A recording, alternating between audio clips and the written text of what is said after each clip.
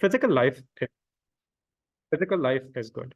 I'm going to pose here that many of the essential thrills of life and many experiences that you in fact derive meaning from are physical in nature, such as traveling, such as seeing your child, seeing your child hurt. Sure, that hurts you as well, but we think it is an essential part of the thrills of life or the roller coaster of emotional experiences that you call life.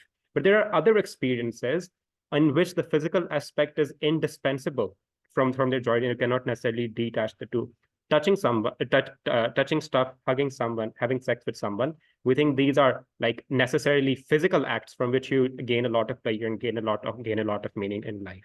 It is true that emotional experiences also exist. Like I don't know, that's just like reading a book, or purely emotional experiences which relate to the matters of the mind, and you can experience some meaning from them. But the comparative is on opposition side, you're only able to access emotional experiences. On our side, you're able to access both experiences.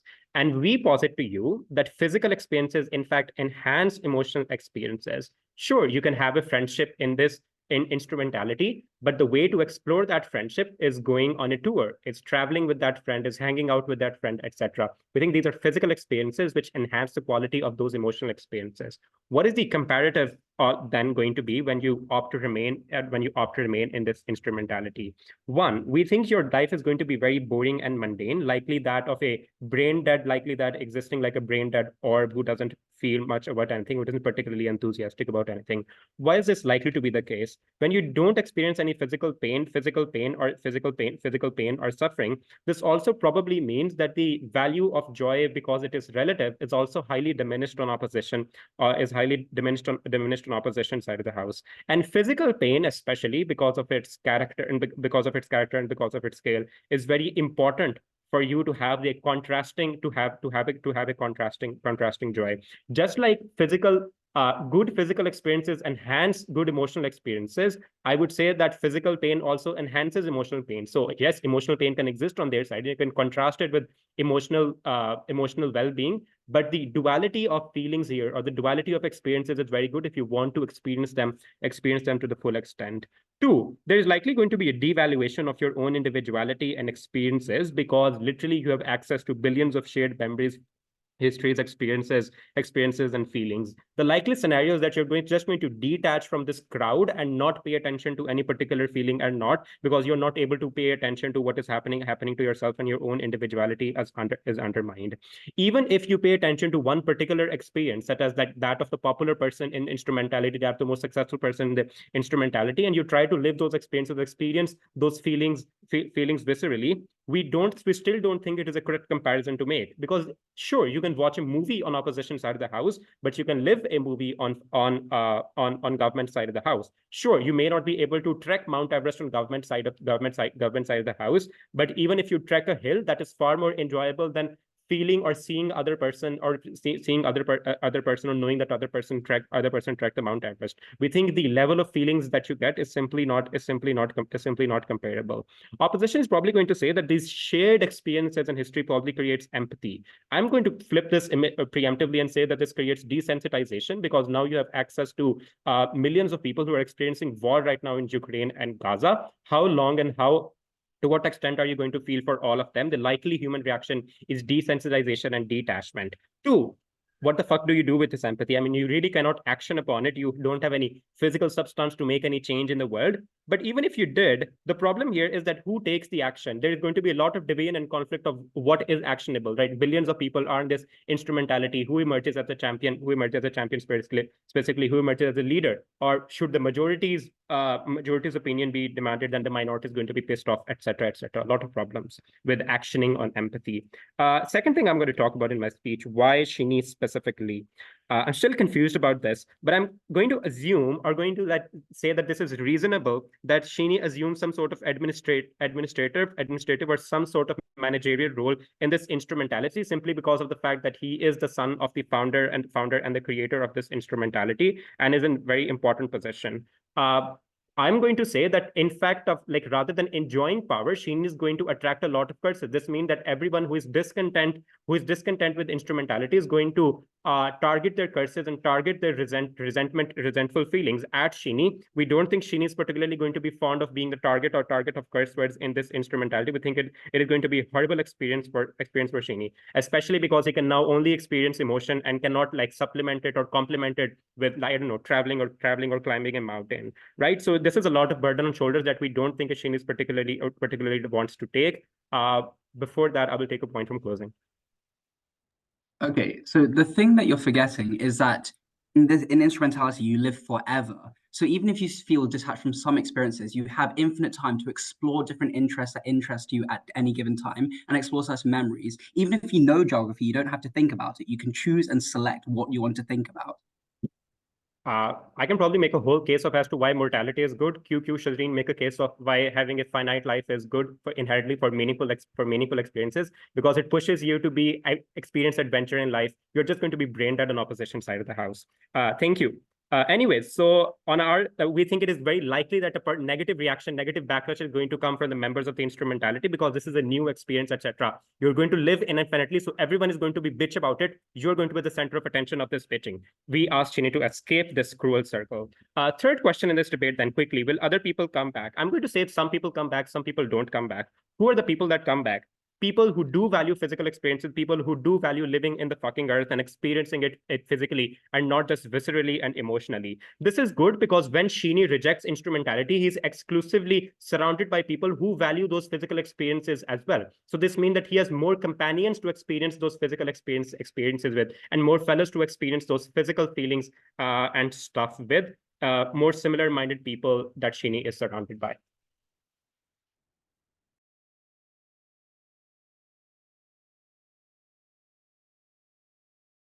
Great. I thank that speaker for that fine speech. Now I'd like to call upon the leader of the opposition. Hear, hear.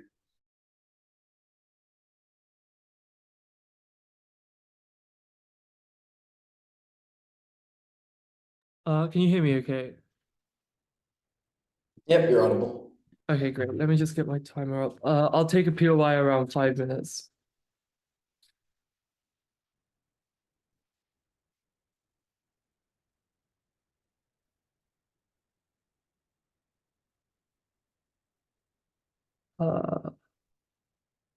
Okay, great. Yep.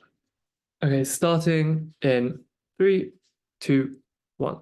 Good. I'm going to do 3 things in my speech. First, I'm going to explain the physical and sort of emotional distinction in this debate and why actually this sort of directly mediating and feeling that physical experience actually isn't as important as being able to remember those experiences. Secondly, I'm going to explain and characterize the sort of people that end up leaving instrumentality and why this is bad for Shinji. And finally, I'm going to explain why the element of having shared memories explicitly makes it extremely difficult to leave that community in the first place and to make that decision. So on the physical aspect, I think we need to ask ourselves, where do we derive meaning, right? Because when we think about what the info slide says, the info slide says that you don't feel physical suffering. It doesn't mean that you cannot experience other sort of physical elements. They say, oh, you only get to experience the emotional aspects. I'd like you to ask yourselves, what do we actually derive from those physical experiences in the first place? The way we derive meaning from physical experiences isn't the direct physical experience itself in that moment. It is oftentimes the things that happen in the aftermath. It is remembering those physical experiences, remembering how they felt, that we actually derive meaning from them. Think about it this way, right? Firstly, oftentimes the memories that we have after a physical experience are things that last far longer than the physical experience itself, right? We stick around with those memories. But secondly, when we have those memories, we're able to think much more deeply about those physical experiences, right? Oftentimes the utility we derive from physical experiences isn't the physical experience itself. It is holding those memories of those experiences and being able to examine those experiences more deeply and to derive more meaning from those experiences over time. But thirdly, memories of those experiences mean you get to relive them, right? The info slide doesn't exclude the fact that you can relive them. I can relive like the happiness I experienced. Oftentimes what old people value isn't the actual physical experience themselves. They experience the memory of that, and that's what makes them feel happy. That's why we often consider things like Alzheimer's and dementia such a like sad disease, because people often lose those memories and lose the things that made them themselves, right? I think oftentimes then, physical experience is what oftentimes is mediated by emotion. Oftentimes it is only possible to experience it through emotion, or if you don't buy that, the utility that you get from it is oftentimes through emotion. But most importantly, because of how this works, even if you buy that there is some level of trade-off between the direct physical experience that you lose that utility from that direct physical experience, on our side, we get far greater choice as to what physical experiences that you have. Notice that all of us have finite capacity to experience those things just because we have limited time on the earth, and there's so many experiences out there that you could possibly have. Notice the moment at which you have immortality and you're able to live forever, the moment at which you have so much choice in the memories of so many different people's physical experiences, you just get far greater diversity to experience those things through memory, to relive those moments, to be able to interpret and think deeply about those moments. Your life just becomes so much more deeper. If what government values in this debate is having those experiences and getting utility from those experiences, on our side, you get far greater choice to relive those. I've explained why you have the capacity to experience those and why you get far greater breadth of those experiences. I think that's far more important and a far greater reason to stay. But even if you don't buy that, I think what happens is that a lot of people generally within instrumentality just don't leave instrumentality alongside Shinji. And I think it's for several reasons. I think firstly, just life in general has a huge amount of pain and suffering, particularly physical pain and suffering. And I think people tend to value that physical pain and suffering far greater and index far greater on that physical pain and suffering. I think that's just something that people tend to be biologically wired to do so that they end up like learning. So if you, for example, touch a hot stove, you learn not to touch that hot stove. So the brain tends to like biologically index on that pain and make it seem much worse than it is so that you don't do it again. So oftentimes physical pain and suffering is something that is oftentimes overrepresented, just even regardless of what sort of life you live. You oftentimes over-index on that and you don't want to experience that. Instrumentality gives you a way out of that. That's something that's extremely innately biological. But also just think about the average life of a person who would be in instrumentality, right? The vast majority of people on this earth live in like sort of a huge amount of poverty. Like 80% of earth live under less than $1 a day. Oftentimes you end up having to work in a huge amount of material insecurity, huge amount of fear. There's oftentimes a huge amount of things like displacement. They talk about like the war in Gaza and all of these things. Like there's a huge amount of war and suffering in the world. All those people are much more likely to prefer to stay within instrumentality. The vast majority of people on earth stay in instrumentality because they get to avoid all of those pain and suffering that they experience. But secondly, notice that this is a government program. Likely the government has invested a huge amount of funds into this, but there's also something, if we assume that this is a liberal democracy, that this government was voted into power to do this in the first place. Notice that oftentimes this suggests that the vast majority of people wanted this and wanted something like this to happen. Notice that the government's likely to have therefore put a huge amount of also resources towards this. It's likely society wanted this in the first place, which means a lot of people would stay in. And thirdly, I think that also just characterizing, I think Shinji's family themselves are likely to be more likely to stay in that because they're likely to be part of orchestrating and creating this. They're likely to buy into the government ideology behind pushing for this. Think about the sort of people who end up in power tend to be those who are more ideologically inclined towards what those governments and organizations are doing, which means they're likely to stay within it in the first place. Before I talk about the consequences of this, POI from closing. Okay, are you gonna discuss with your father if this thing is a good thing to do? Yeah, so a good thing to do as in like this is good for you because, and I'll get into that now, actually. This is good for you precisely because, firstly, you're unlikely when you leave this and enter the material world to actually be with your friends and family for the reasons I've given, that they end up staying in here. But secondly, very few people are likely to return to Earth, which means that a lot of the things like the material pleasures that Shinji might have been used to are not going to exist, right? It's much harder to run like things like nuclear power plants or to create new clothes and new TV shows when there's very few people who are returning, as I've characterized, or very few people to manufacture these goods cheaply, as I've characterized. But even more importantly, the sort of people who end up returning are the sort of people who value exactly the things governments say. Things like individuality, right? Things like being against what the government like has dictated, like being anti-establishment and all of these things. These sorts of people are much less likely to be able to organize society in the first place, which means that the society that you return to is more likely to be hard. It's more likely to have hardships. But most importantly, that society is likely to hate you because they have opted out of the government program. You are associated with the government. The moment you're in the physical world, those people are likely to go against you. They're less likely to help you and support you. They're much more likely to hurt you and harm you. for all those reasons, because the world that you're likely to return to is bad, because you're leaving a close-knit community where you're sharing the memories and sharing your being with all these other people, and because it's likely that you get a far greater depth of physical experience from those memories of all those other people. For all those reasons, extremely, extremely proud to propose. Great. I thank that speaker for that fine speech, and now I'd like to call upon the Deputy Prime Minister. Hear, hear.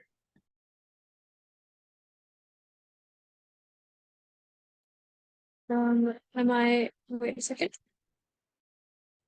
Audible? Yep, you're audible. Getting my timer out. Starting my speech in 3, 2, 1. What defines joy? Physical joy. What defines happiness? Opposition tries to co-opt our entire argument by saying, hey, you still have joy on our side of the house. And in fact, you have diversity of different people's experiences on our side of the house. They tell us that joy comes from memory and remembering remembering the things that have happened to you. And this memory is distinctly what gives you this meaning, right? Let's talk about this. First of all, they say that you still have physical joy on their side of the house. I argue to you, you literally don't, because if you're at the motion clarification channel, you are not a body anymore. You're essentially just a little orb floating in the soul, floating in like some sort of like meta world atmosphere. You don't have a body, i.e. you can't experience your first kiss on a first date again. You can't have sex for the first time again. You can't graduate again. You can't climb a mountain again. You can't skinny dip for the first time again. All of these things, very like basic ideas of like things that give you physical joy, you do not have these. But let's still assume that if you have all of these still, their argument, like take them at their best, right? Let's say they somehow are still able to have all these physical joys or emotional joys, whatever, right? And the idea then that they say that joy comes from remembering how these experiences felt, right? At that point, I tell you, first of all, Shinji on our side of the house still has memories. He still knows what is going on. But what makes his experiences that much more important on our side of the house is when all of his memories are solely his. On opposition side of the house, what happens is Shinji's memories of his own life are crowded by memories of everybody else's past experiences, everybody else's joys. I try to take this by telling you that Shinji now has the diversity of different people's experiences. But I argue to you, why will Shinji care if your grandson's child, if somebody's grandson's child graduated? That does not give him much joy, right? We tell you joy comes from something happening to you in your life. I don't care if you graduated, I care if I graduate, right? That's the distinction between joy. So I don't think you can co-opt this by saying that different people's experiences also give me joy, because Shinji is not going to be that happy, something nice happened to somebody else, right? We also tell you that this idea of remembering experience in the long term is very important again on our side of the house, because over time, in the long run, an individual generally remembers the best things that have happened to them. You remember what happened, you remember how they made you feel. You also, at the same time, often tend to forget the bad points in your life. In 2023, I was having a shit year. If you ask me now how 2023 went, I will probably say it was a great year, because I've forgotten all the bad things that happened to me, simply because sadness is generally forgotten and outweighed by a biological systems where your body makes you want to forget all the hurt that you have been through, right? Ergo, what happens on our side of the house is the longer Shinji lives outside of instrumentality, the more happy memories he garners that have only happened to him, right? But secondary to this also happens that, let's say, even if we take you at your best, say that memories exist in opposition world and physical joy exists in opposition world. What happens then to Shinji when Shinji's trying to remember something nice that happened to him? He's left wondering, shit, was that even my experience? Did I go through that, or did somebody else go through that? At that point in time, you have Shinji actively forgetting things that have happened to himself. So these things that you want to talk about as being meanings of joy for Shinji are being completely confused and colluded in Shinji's brain, simply by virtue of the fact that he has consciousness of the entirety of humanity. He's confused. If you have the knowledge of like 8 billion, what is happening to 8 billion individuals, you are also likely to get confused, right? And the ideology on pain, and why a lot of people actually want to avoid pain, because if I touch my hand on a hot stove, it'll hurt, and I'll know how to not and I'll know to not touch my hand on a hot stove again, right? Simply that last point is what I want to focus on, right? Pain teaches you things. When I go through a shitty breakup, I know not to date a guy that is like horrible again, right? It teaches you things that make you a better individual. It gives you growth. It gives you transitionary stuff, right? What happens on opposition model, once these individuals are able to avoid physical pain, or like physical pain via things like touching a hot stove or like falling off a mountain, for example, they are not learning things, right? You now are creating not only individuals who are complacent, complacent and who are like, lifeless. You are now also creating one-dimensional beings who do not have much character to them, right? And then the idea that a lot of people actively want to avoid, on the idea that a lot of people actively want to avoid pain and suffering, right? We tell you that that might be a great escape at the first time, which initially in instrumentality. But when you forget this pain completely, you also necessarily forget how good joy feels. Because now all that you feel is joy, then joy becomes your new baseline. It is not important to you anymore. You are now just literally just living life, right? Then simple, silly little one-off ideas coming from them at the end of their speech, that the government saw the people needed it, that's why they created it, they have a lot of funding in it. It's a secret organization. This has nothing to do with what people needed. It's what the government thinks is the next step to evolution. This is not valid, right?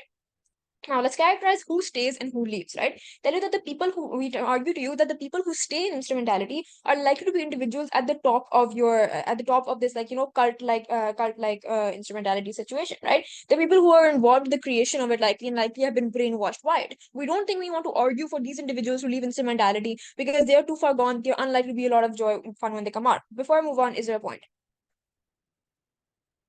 Amazing. So, who actually comes out of instrumentality, right? We tell you that they try to cater to this, that people who come out of instrumentality focus a lot on individuality. They hate the government, they'll hate you. Individuality does not mean I don't want to talk to another individual. Individuality means that I want to be myself in my own creation, right? That means, and the impact of this is very simply that I have people coming back on Earth who are very adventurous, who want to have fun, have similar ideologies as me. This means when they see me also on the Earth, they will love me for that. We are much more likely to get along, right? Then on this last extension idea that I have, owing to point P I'm closing, what is the importance of morality, especially on government side of the house, right? We tell you this finiteness of life is what makes an individual appreciate and love life a lot more, right?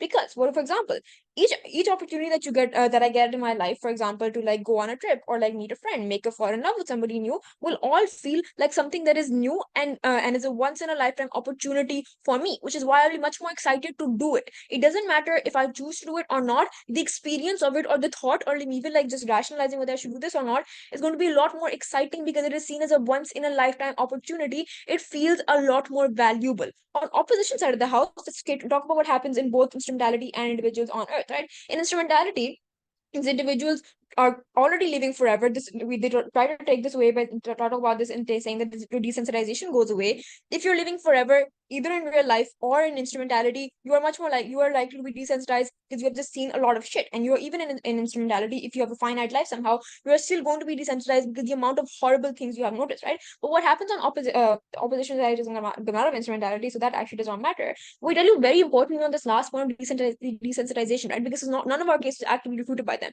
Think of the amount of pain that comes when your friend tells you that, hey man, I might want to kill myself. That feels horrible as an individual living in the current status quo. What happens in opposition model is now you know every single traumatic, horrible, bad experience everyone has ever been through. You necessarily become desensitized to it because the amount of care that you have in you is being expended beyond means. For all these reasons, very, very proud to propose.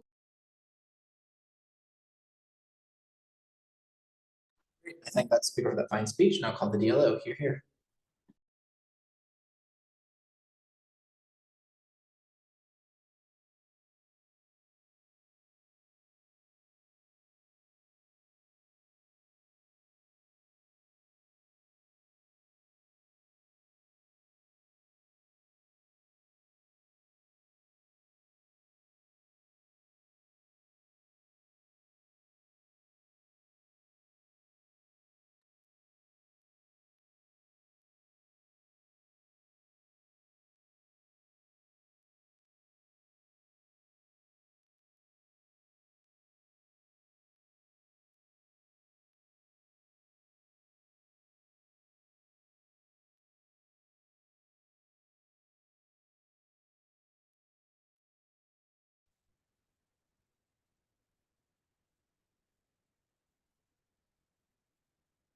In the universe of instrumentality, you are no longer Shinji as an individual, but the human mass in the plurality of experience. You feel memory and those experiences in physicality and texture. You no longer possess a single self, but one which is infinite with infinite potential for utility.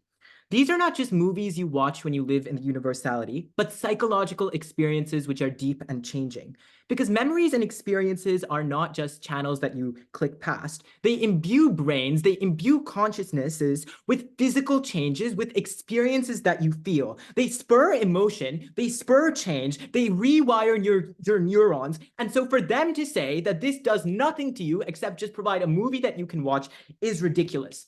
But at the same time, you do this choice by sidestepping any possible pain that every average person would face in their real life, but also while preventing the outcome of returning to a desert, which is the real world, after all of your family and your close community has probably entered this. There's three things I'll discuss in this speech. First, I chat about the distinction of physicality and feeling and why we win on this comparative. Secondly, I'll talk about traumatic memories. And thirdly, I'll ask, is immortality meaningful or draining, and what life means under this model? Firstly, is physical life or emotional life good? Because this is the main push we get from opening government. And essentially, they say traveling and touch and things that happen in the real world are really, really important. My first response to this is to point out that you get all of those experiences through memory and experience in universality, because you simply are able to experience those physical experiences via memory. And the reason that this is important is because it's not the physical act of doing something that gives you the psychological joy of it. It is the psychological ingestion of that experience, as Ahmed explains. So simply touching or like traveling up the Mount Everest would not matter if you are a corpse. The reason that it has meaning is because you have meaning, because you connect to these experiences. So what is the true comparative? You experience love, you experience touch, you experience travel and all kinds of emotions, but stuff you might not have otherwise existed if you were just a single self on Earth, which means essentially you are able to shop through the plethora of physical experiences which exist on their side of the house and pick the ones which work best for you. But the second thing I would say in response to this is to point out that this depends on them proving that you believe that physical preferences are more important than psychological ones, but we give you a host of reasons to suggest why that's not true. We explain, for instance, that your family and the place in which you grew up likely conditioned you to believe that physical stuff mattered far, far more. So here's the psychological stuff mattered far, far more. So here's the flip. You are able to select the good parts of physical experience, which you are able to access in memory, but blunt the negative parts by being connected to the experiences that you choose, which opening government concedes when they say that you can get desensitized to negative experiences, indicating that you have some agency within the system to pick the experiences that you want. What does this mean? It means that on our side, you essentially have the capacity for infinite utility fulfillment. You can go shopping through different people's experiences, and that sounds like a huge benefit to me and for this actor, because we don't know ultimately what this person's full plethora of utility preference matrix is. But in being connected to the system, these people are able to access whatever experiences they want and experience it to a far greater extent compared to the comparative, which is just 50 years more on Earth when they might die soon and experience a profound amount of physical pain. This explains why psychological aspects of physical experiences is what gives us meaning, and why, as a result, people get more meaning by connecting to the psychological route to those physical experiences. Before I continue, I'll take CG. Okay, do you assume joining instrumentality enhances your IQ capacity? Yes or no?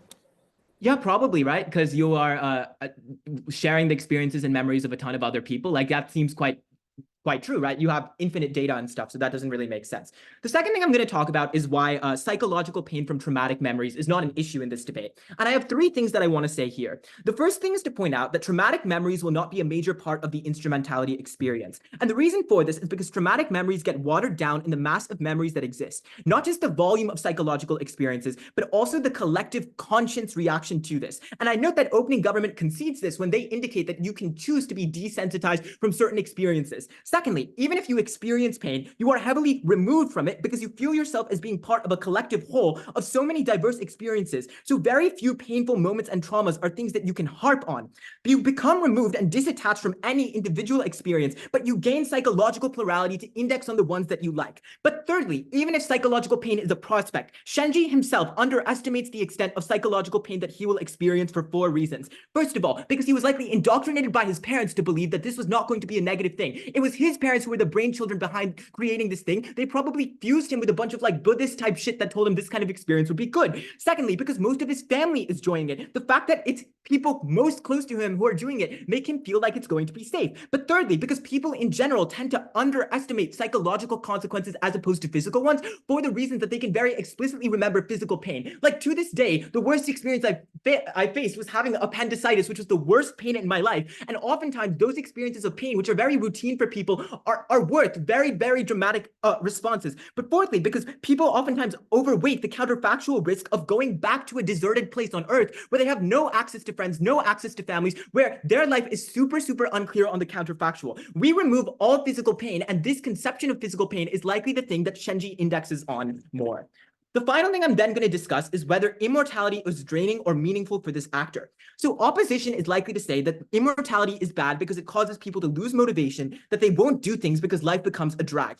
I want to point out that this assumes a particular meaning of life that is circumscribed and exists because of the limitations of life that presently exist and not the other way around. But this motion poses a new kind of existence of being essentially able to experience life ad infinitum. You become disattached from the necessary constraints of your life or any particular experience. In instrumentality, Shinji can be anyone he wants to be and stay entertained because there is practically endless potential to do so. He can be the guy who climbs Mount Everest. He can be the guy who experiences the joy of winning a Nobel Prize because he has access to all of those materials. Or, as opening government suggests, he can disengage and become desensitized from the harmful experiences. Here is the weighing on this material. We multiply Shinji's utility potential because he can always experience it, and he can experience it in a plurality of ways, whereas on their side, his life is necessarily random and constrained. This explains why the harms of immortal existence assume a comparative to present existence, but the metric of life's meaning in a state of permanent existence changes.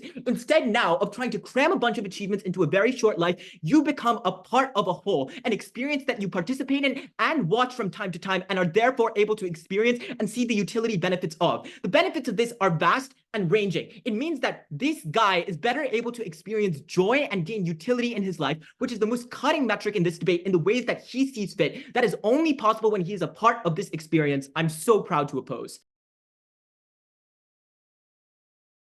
Great, I think that's speaker for that fine speech. Now I'd like to call upon the member of government to open up the back half of what's been a very enjoyable debate so far.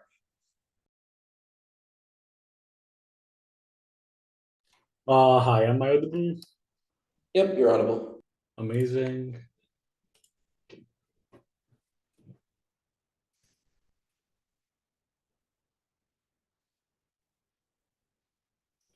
In the vacuum of space, the only thing that separates you from nothing is your body. The fact that this motion allows for sharing of memories creates more isolation, could not be more proud to be closing government. What are we going to bring from closing government? Two things. One, why there is a massive violation to your own privacy that is constant, that overweights joy and whatever pleasure and happiness means. And secondly, why you're unable to create fulfilling relationships or any relationships when all privacy is null. What does opening government say? Opening government says two things. One, that you're able to access multiple experiences and therefore most likely things become boring. That you living infinity-wise, things don't stop having much meaning, and therefore there is lack of joy, but there is also lack of pain. I think this bottom line equals to zero. There is not that much pain, there is not much joy. I think opening opposition said the exact same thing. They say you have the capacity to do more things, therefore you will chase more stuff and gain more joy, while also suffer more potentially from things happening to you, or stop caring about it to the point. All of this means that joy by the end of top half is most likely, we don't know, probably zero. Because at some point you get happiness, at some point you don't get it. I'm uncertain why this really matters. The second thing that opening government says is that you become desensitized to negative things like genocide and other suffering, and therefore this overburdens you. I think that if you become desensitized, probably it does overburden you, but even if that's the case, I am uncertain why that is the worst thing. We're going to explain to you why privacy overcomes all of these things in general. Before that, some framing.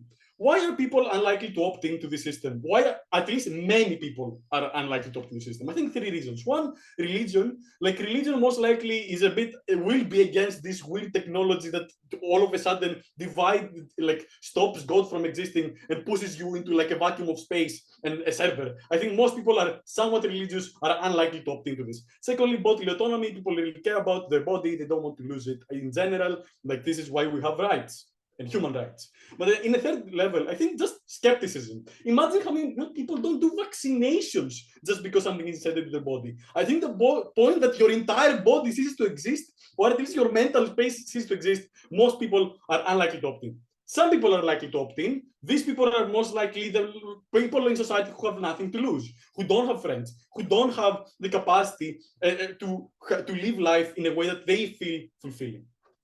I think then that the people who stay behind are shared in a common goal and a common target of them enjoying the body, of them deciding actively that they want to be part of this and therefore focusing on building it. This can manifest in many different ways, but I will not dive very deep into this right now. I think also, lastly, to deal with the whole your parent is like part of the project. I think you are able to rationalize and go against your dad. This is because one, you have grown up, and most times you contest your parents throughout growing up. But secondly, you have probably argued against your parents a lot, and it is easy to rationalize why you don't want to do this and they want to do this.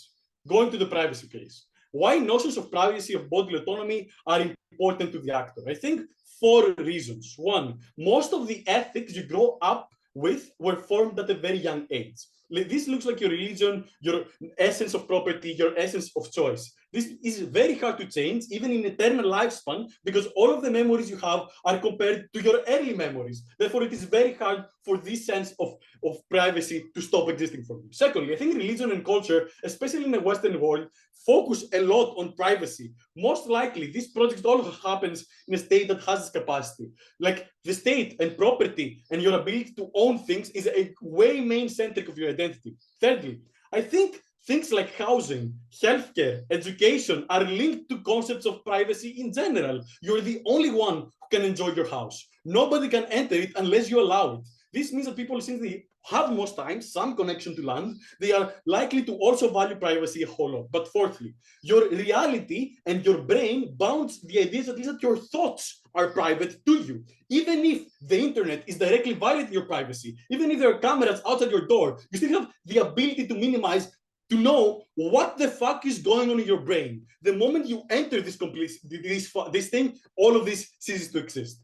Why your privacy is violated? I think 2 reasons. 1, you stop having unique access to your memories. Everybody can access their memories. But secondly, this happens constantly. You don't know when people are accessing your memories. Maybe you want to jerk off and there somebody just taps into your memories and you're unable to do this or shares this common experience. I think, but thirdly, the fact you don't know when people can access them, to you is a permanent knowledge of people accessing your memories. You're in constant violation of privacy. You don't know when people are entering. Why access means also that you lose your identity. I think 2 reasons, 3 reasons. 1, you lose ownership of your own actions. I think things like traditions and cultures are still likely to play a role in the weird form of the server that this exists. This is because they're concepts that are created communally, which the community again exists in that server. Mostly, some things will be viewed as bad, some things will be viewed as good.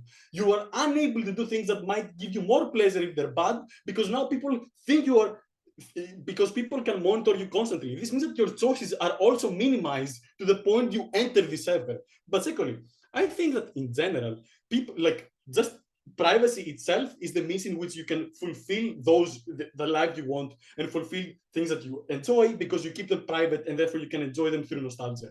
I'll get opening opposition, yes.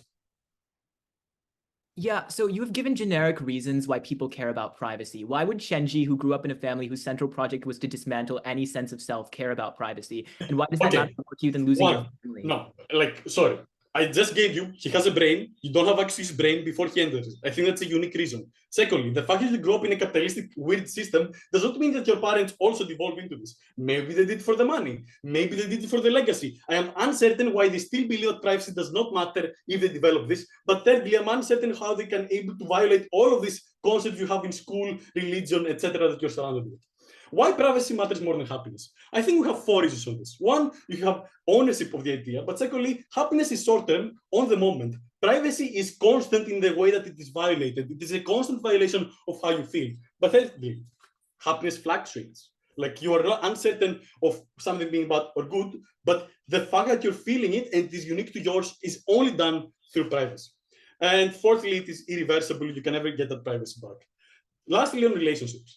And I think this is very intuitive. I don't need to analyze it much. Imagine people being able to scan the entirety of your history in the past that you've done, that have a preconceived bias of you based on your memories, and therefore they're unable to date you, or you're unable to create an image that you want out of them. I feel that this is a very isolating device. For all of the above reasons, vote CG. Great. I thank that speaker for that very fine speech, and I'd like to call upon the closing opposition member speaker. Here, here.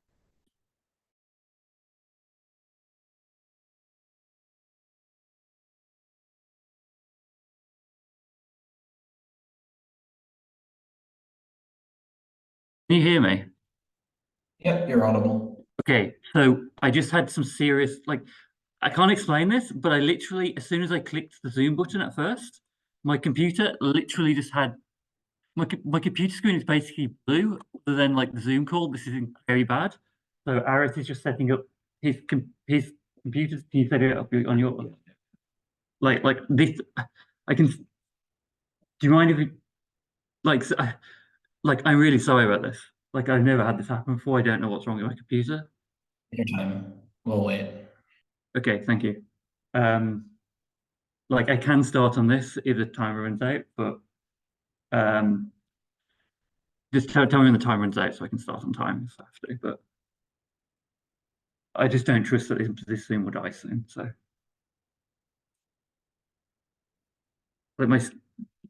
like I don't. I honestly, I have no idea what's happening. Like, my screen is like blue. It's so weird.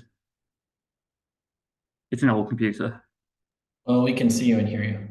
Okay. I mean, it seems stable for now, so maybe I should have started.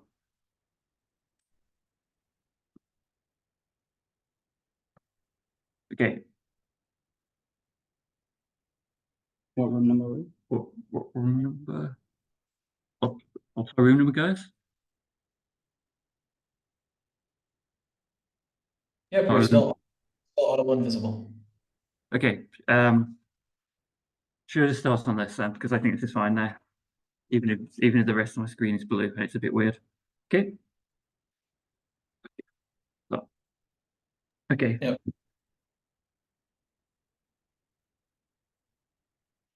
Okay. 3, 2, 1, go.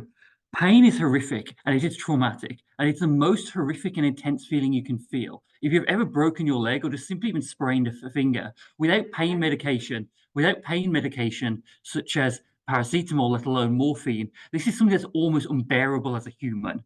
Note, the sort of people who are likely to leave the matrix and are likely to go out into the world are people who don't mind those experiences. These are likely to be people who are not the sort of people who form a functional society, and they're likely to lead to only more pain. A few things in this speech, but I want to be clear on what the first thing I'm bringing is, which is why it is the case that, like, okay, on their side of the debate under government, you can have good physical experiences. On our side of the debate, you can have bad physical on the other side, you can have bad physical experiences such as pain. The painful experiences outweigh the good experiences. And I'm going to deliver one simple mechanism for why this is the case. It's because you experience pain in the situations that are most proximate to death and most proximate to physical harm. That is, you experience pain at the point where you are likely to die, the point where you are ill, the point where you've been hurt and you've been cut or you've been attacked. This means that as we evolve to feel pain more strongly than any other emotion or any other feeling that we can feel. Because these are the things that are most proximate to death and therefore most likely to increase our chance of survival. That is, when we are attacked in the wild and we become injured, the reason why we evolved to experience extreme feelings of pain to the point they're almost unbearable is because that is what shocks us into actually running away. That is what shocks us into doing the things that we needed to do, even in those situations such as fighting, that we had to stay alive. The reason comparatively why we experience pain to such a higher severity than any other emotion is because it is the emotion that we feel that is most proximate to the situations that we're in when we die. Note that therefore, for this reason, it is that we've experienced pain and negative physical emotions to a greater severity and a greater impact than the sort of positive physical emotions like hugs that they are talking to you about. The only thing that maybe they have is potentially sex. But I'm going to say that sex is something that you are less likely to have. You simply don't have sex very much because humans, we need to give it passable to other people. That is, we need to have emotional compatibility to often genuinely feel enjoyment or be able to sleep with people. Okay, you can sleep around, but it's pretty hard to pick somebody up because people are pretty picky over who they choose for sex. I think this is actually just quite intuitive. Also, the society that I'm likely to live in is likely to be one where pain and physical pain is more likely, as I'll get onto in a second.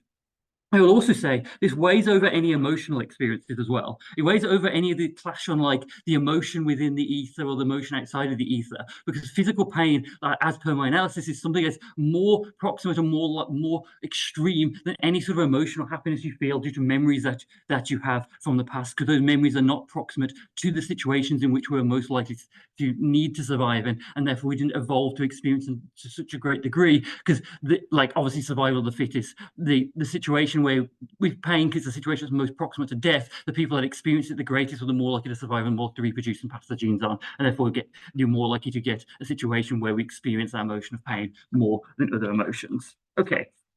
Moving on now to the other part of our speech. Why is it the case, and this is filling in the gap in opening here, because this is going to likely be a dysfunctional society, an awful society to live in. It is likely to be one where you don't have creature comforts, or you just don't have civilization like we have now. Our opening largely asserts this, but I'm going to give you 3 structural reasons why this is the case, that even in their best case scenario in government, a structured society cannot form. And it's because of the sort of people who are likely to leave the matrix. And 3 reasons why this is the case. Firstly, rebels leave. People who are rebellious, people who go against the social norm. Everybody's in this matrix, and you do other people who have chosen to leave, chosen to go against what society expects of you. And the people who are rebellious and go against what society expects of them are not likely to be able to form a functional society outside of it. Secondly, the people who don't mind pain leave. That is the people who have the greatest pain tolerance to leave. The people who literally saw the memories of cancer, saw the memories of people losing their leg, and saw these things and didn't find them as painful as other people, or at least could cope with that pain. This means the people who leave are the ones most likely predisposed to violence, because they're the people who are predisposed to not thinking these things are bad things to do because they don't have that fear of pain of other people. But thirdly, as well, they're the ones that are least likely to value intelligence.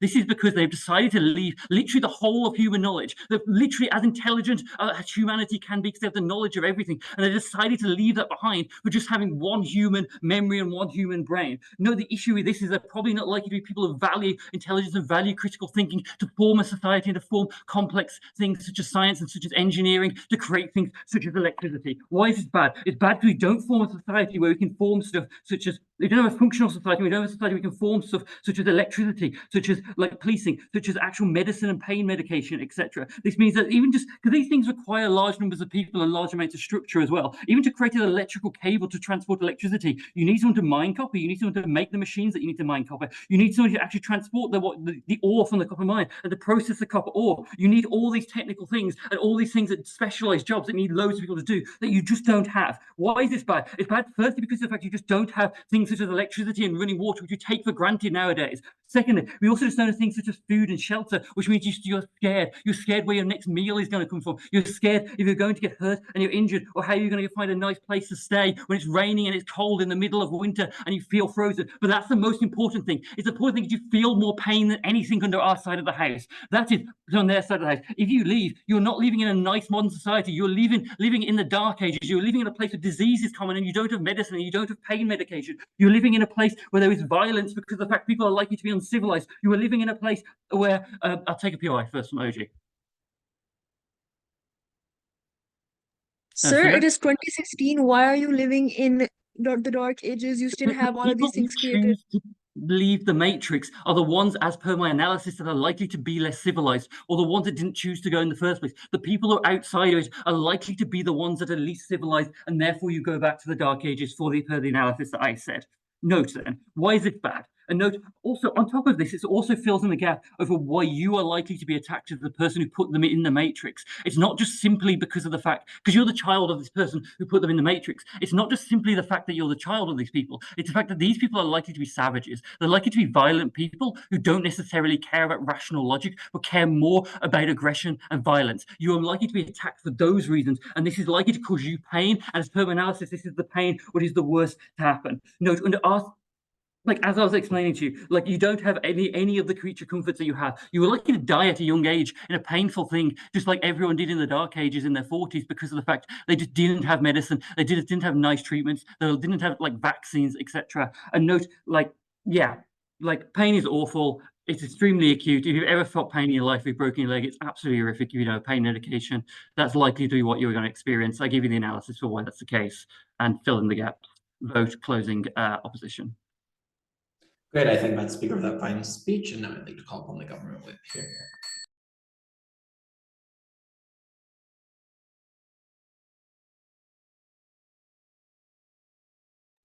Hi, am I audible?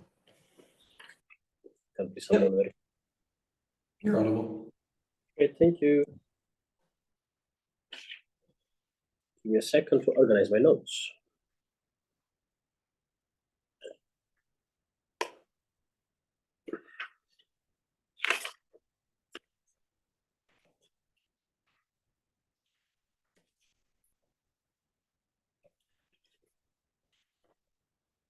Okay, try my speech in 3, 2, 1. Panel, I think opposition has to be realistic on the sacrifice they're asking people to make.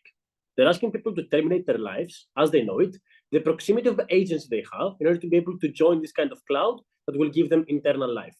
I think they have to analyze a bit more why it is likely that people will join. I think the only line of analysis you have on why people are likely to join or an opening opposition saying, oh, the government will lobby this as a good thing, which is assertive because we're not certain that this kind of secretive organization has alignment of interest with most of the governments. I would argue, and then this is contesting also CO, that most governments don't want this thing to happen because they lose power, because they lose proximity, and because they are out of people that they want to cater, therefore they don't have any kind of meaning. So I would argue that CO is kind of insane of the things that they argue, but also opening up is a kind of assuming that most of these people will join. I'm going to do this chronologically. CO, OO, OG. CO, I think they say two things. One, pain is awful and it's the most proximate feeling that you have. Therefore, you should be able to opt in. And the second thing they say, oh, you're going to live in the dark ages if you don't opt in. One, I think this is a specific case for Shinji, right? So this means that if he's not in a condition of a terminal illness, there is no reason for him to opt into this kind of stuff. Two, I think you are a son of like one of the most innovative persons of all time.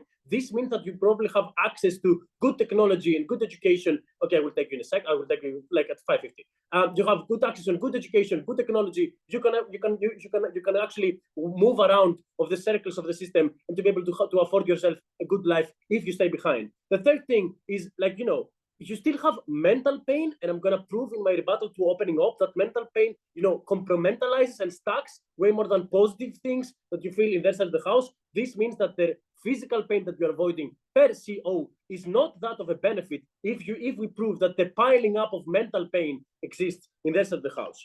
The second thing about dark ages, I think three things here. The delta of this happening has to be insane. They have to prove collective buy-in, which they haven't, right? Panagis gives you 3 or 4 structural reasons on why people are going to be risk-averse. They're going to fear the unknown. They're going to have religious leaders telling them not to do this because it's the Satan thing or the evil thing. They're going to have governments who tell them not to join because the governments who don't have agency or this type of instrumentality. Therefore, they have incentives to maybe boycott this thing because it's a secret organization and stuff like that.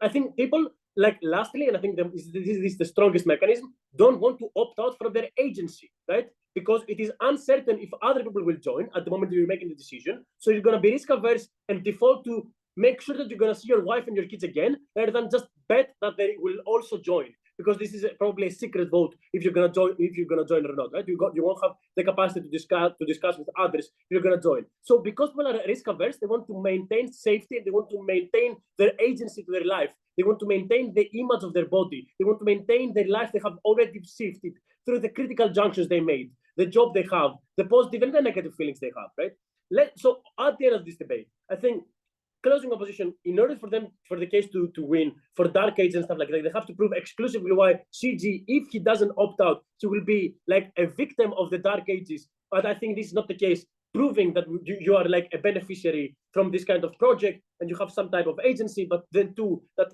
the majority of single people won't probably join. Therefore, the dark ages are not very likely. Fourth reason, I think most people are automatic, as they say, electricity, you have scarcity of food in supermarkets or whatever. I think fifthly, Panagis explains that why people have an incentive not to unite and to compartmentalize, to cooperate more, because now they can point fingers to the people that actually abandoned humanity, and they can all cope together in order to be able to cope and to sustain themselves. I think, I know spec knowledge, like Marvel, after the beep, people actually had one Earth with no border and stuff like that. If you have seen this movie, you know the intuitive analogy. I'm going to contest them in 3 key metrics. 1, the infinite joy because you're swapping experiences. 2, why you really believe the project because you are the son of the man. And 3, why people won't opt in themselves. Firstly, and I think if we tackle this severely, then their cases is dropped. Why infinite shopping can be inherently bad? I think for you to begin with, to collect the trophies of joy, it relies on the effort you do to reach this kind of joy. So winning worlds actually has a matter and has gravitas because you have grinded to do this thing, right? If you just leave the peak moment and you just take the dopamine that you just winning worlds and you're announcing the results and stuff like that, the experience is not as whole and as fulfilling. even if you can revive the whole grinding part, just because you can dissociate yourself to this extent, because opening up uses the mechanization of dissociation, right? They consider that. Because you know you're not Matt Cato, just because you didn't do the grinding, you cannot actually relieve the self-pleasure of you actually winning that. But then secondly, I think this works against you because of FOMO, because you know you never reach this part, right? Because you will always be on the shadow of your father and the shadow of all other people that actually had this kind of pleasure. You know your life sucks because their life is significantly better, and now you can live why their life is better than you. But then third mechanism, and I think this is the strongest mechanism, this thing requires emotional maturity. And I think, the infinite shopping works both ways. If you shop the good experiences, you're going to be curious and you're going to be intrigued, but also the bad experiences.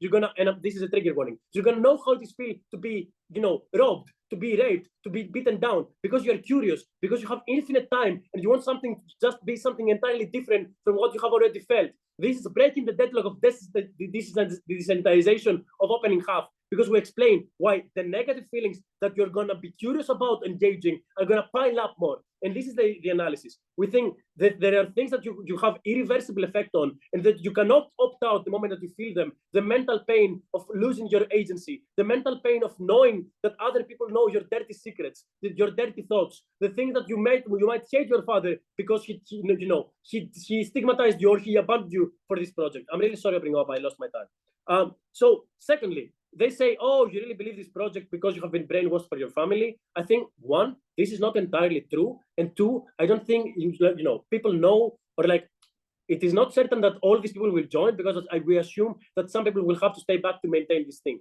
Secondly, Panagis explains why it is really nice to kill your father in a sense, right? He explains why this project has taken a huge amount of time from your father and your mother. This means that you have been, neglected by them and all this stuff. But then three, nobody from this debate engages on the loss of identity you have. The fact that your whole privacy has been exposed. The fact that in the status quo, you can opt out and make sure that you leave this kind of relationships that you build. All the things that you have previously left are now in the spotlight. Everybody knows your every dark secret. That this can be enough of a deterrent from you to not expose your whole life, to not expose your dark secrets. Combining this to the awfulness that you can opt in by shopping negative experiences as well. We think we're proud to be CG. Great. I thank that speaker very much for that speech. To close this debate out as a whole, I'd like to call upon the closing opposition with. Am I audible and visible? Yes and yes. Okay, starting in 3, 2, 1. I think CG misread the motion. The project has already happened. There is no government. There is no infrastructure anymore. Everyone is part of this soul-like ether, right? The question is not whether you leave the physical world and join the project. The question is, do you leave the project that you've already become accustomed to now and join the physical world? They are asking Shinji to make the sacrifice, not us. I'm going to deal with every team by team, right? Starting with OO, what differentiates us from them? So they bring two claims. Firstly, on this infinite utility thing. Firstly, it's unclear why Shinji values infinite utility. They just claim that Shinji gets it, but there's no actual reason to believe that humans care about infinite pleasure, right? Because people sacrifice their lives for war, right? People choose to do things, right, that don't make them happy, like drink, smoke, right, and do things that are harmful to them, right? Just because something is infinitely utile, that doesn't mean that you choose to go down that route. They need to explain why you'd weigh that over any other experience, even if it's one that maybe it doesn't bring you infinite utility. People do make that decision sometimes. Also, Matt explains to you why your main priority is to avoid pain and suffering because of your evolutionary desire to avoid death, which trumps feelings such as happiness, such as utility. You care far more about pain and suffering, and what we plug from OO is we explain why that pain and suffering is so bad. Because secondly, OO assert that life is full of pain and suffering. They say that people live in poverty and war, and that's the reason why most people experience suffering, but they don't weigh this against many things that make life meaningful, even if you live in a war zone, even if you experience pain, like your family, your friends, the books you read, the experiences you have, all of the other things that bring us joy in this world, right? Not all people who live in war zones necessarily have deeply destructive lives which they don't care about and they don't value, right? So Matt explains, however, why suffering trumps over everything else, right? The fact that humans are wired to feel more pain intensely because due to evolutionary mechanisms, that's what kept you alive. If you saw a tree bearing fruit, you felt happiness, but you didn't have to run to that tree straight away, so you didn't feel intense happiness. But if you saw a bear that was about to eat you, you needed to feel intense fear straight away to run away. Or if your if you touch a pan that's hot, right? You need to feel that pain straight away so that you let go of it versus something that's pleasurable. That doesn't need to be instantaneous. So pain and suffering is much more instantaneous. It's much more strong because that's how we're wired, right? So that is the explanation that we're missing for why pain and suffering predominates over anything else, specifically physical pain and suffering, which is outside of the debate about emotions, which isn't as large of a thing as physical pain. Okay, so also he characterizes a dysfunctional world where there's more likely to be a larger number of sources of suffering, which means that this is just a world where you're likely to feel a lot of pain. That's what Matt explains to you. So what does Matt tell you? Matt tells you that one of two things happen and we win in both scenarios. Firstly, that's a large number of people come back to this world, but these are the kinds of people who are rebellious. These are people who do not value things like intelligence, and these are people who are likely to form mobs and likely to vie together to try and take power, because there is no government, there is no society in this world. So these people are going to fight to be the leaders. They're going to fight to rule, and you're going to have an anarchistic society with a mob mentality where there is no way to organize people into a coherent system. Secondly, if very few people come, then you have to hunt and find water because you don't have all of the people to collectivize and do things like create electricity, create buildings that you can find shelter in, and you have no things like internet, and you have no shelter against extreme weather, right? So you just live in a society where you have to experience a lot of pain even to survive. You need to go through the effort of killing animals yourself, going to find water, trying to dig up resources, right? Where you risk getting cut, where you risk dying because of extreme weather or being killed or maimed by another animal. So that fills in the gap from Oo, explaining not just why this world is a desert, but why it is a savage land where you don't survive. And then we get a POI from OG that this is 2016 and it's not the Dark Ages anymore. But again, as I said, everyone has now migrated to Project Instrumentality. Matt's literally clarified this in the earlier in the clarifications channel. So for as long as this experiment has existed, right, the world has faded away. There are no governments, there's no infrastructure. So it is currently a dark age. A government needed to explain why humans would be able to rebuild a society which would be worth living in. Now, let's deal with government more explicitly. So starting with OG.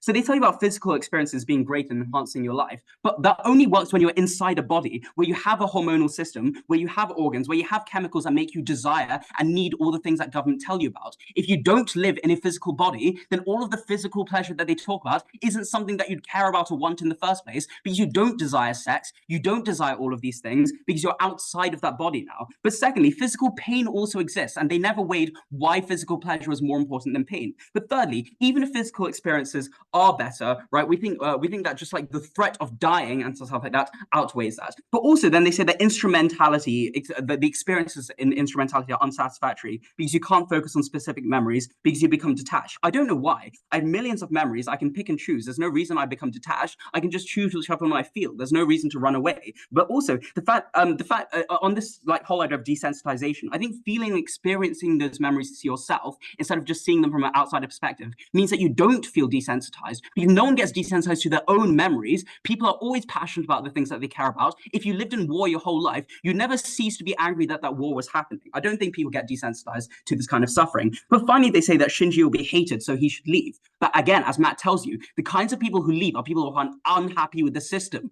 So all of the people that migrate with you to Earth are the people who hate you the most for being part of this like system, right? For your dad having created this, and they want to get you for it. They want revenge because these are the kinds of people who form a mob, etc., etc. But also they're likely to feel paranoid, right? They're likely to feel that you are still an agent of NERV that is out to try and control these people even after they escape the experiment. And so they're also more likely to be paranoid and more likely to kill you. Right? Now, finally, dealing with CG, privacy and bodily autonomy. I have one response and then several bits of weighing. First, to the response, you're literally part of a transcendental ether. If most religious people are okay with God seeing everything that they do, they're probably okay with some supernatural entity also knowing what they're doing. You are everyone, and everyone is you. It's unclear why you'd want to have privacy from yourself, given that you are now everyone and you are the whole body yourself, right? You have no separation from it. So you don't feel the need to be private from yourself. But then weighing 4 things. Firstly, on their side of the house, you live in an anarchistic society with no police to protect you. Someone could stab you and you die. Secondly, you need to hunt and gather in the wild. You eventually starve and you die. Thirdly, people think you're an agent of NERV, get paranoid, don't trust you, murder you, and die. Fourthly, you catch an illness, and there's no big pharma company to come out with an illness, with a cure, right, a vaccine that can stop you from dying as well, right? Finally, on identity and relationships coming from CG, again, the same weighing metrics apply. It is that I've just talked about so far. So for all of those reasons, so incredibly proud to oppose. Great, I thank that speaker for that very fine speech. I thank all speakers for the debate. Please cross the floor and shake hands virtually. Could we have the recording stop, please? We'll discuss in here and call you back within